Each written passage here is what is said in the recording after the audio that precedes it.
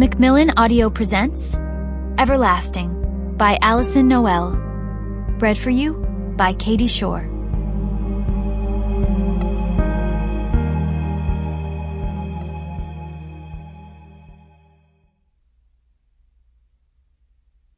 Chapter 1. Ever. Wait.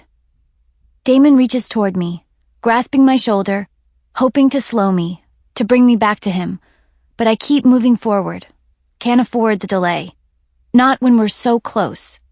Almost there. The worry streaming off him like rain from a windshield, not dimming in the least when he picks up the pace, matches my stride, and laces his fingers with mine. We should head back. This can't be the place. Nothing about it looks remotely the same.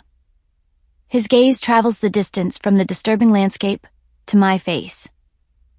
You're right. Nothing about it is remotely the same. I hover at the perimeter, my breath coming too quick, my heart beginning to race, taking a moment to survey my surroundings before I hazard a step forward again. One small stride, followed by another, until my feet sink so deep into the mud-laden earth, the tops of them vanish completely. I knew it, I whisper, the words barely audible, though I don't need to speak for Damon to hear me. It's just as easy to communicate telepathically. It's exactly like the dream. He looks at me, waiting. Well, it's just as I expected. I glance to the side, my blue eyes meeting his dark ones, holding the look, wanting him to see what I see. All of this, everything you see here, it's like it's all changed because of me. He kneels beside me, fingers splayed on my back, running his palm in slow circles up and down the path of my spine, wanting to soothe, to refute everything I just said, but choosing to swallow the words instead. No matter what he says, no matter how good and solid an argument he may wage, he knows better, knows all too well that I will not be swayed. I heard the old woman. He heard her too, saw the way her finger pointed, the way her eyes stared accusingly, listened to the haunting tune of her creepy song with its cryptic lyrics and lingering melody.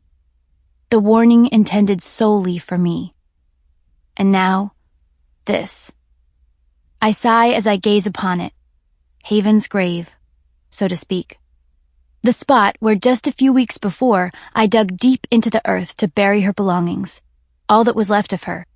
The clothes she wore when I sent her soul into the Shadowland. A spot I held sacred, hallowed, now transmuted, transformed. The once rich earth turned to a wet, soggy mush with no sign of the flowers I'd manifested, no life of any kind. The air no longer shimmering, no longer glistening, virtually indistinguishable from the dark part of Summerland I'd stumbled upon earlier.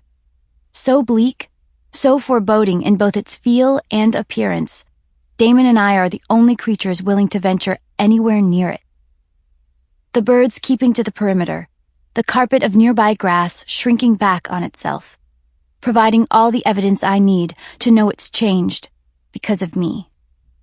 Like fertilizer sprinkled onto a small patch of weeds, each immortal soul I've sent to the Shadowland has tainted and infected the Summerland, creating its opposite, its shadow self, an unwelcome yin to Summerland's yang. A place so dark, so dreary, and so contrary, magic and manifesting cannot exist. I don't like this.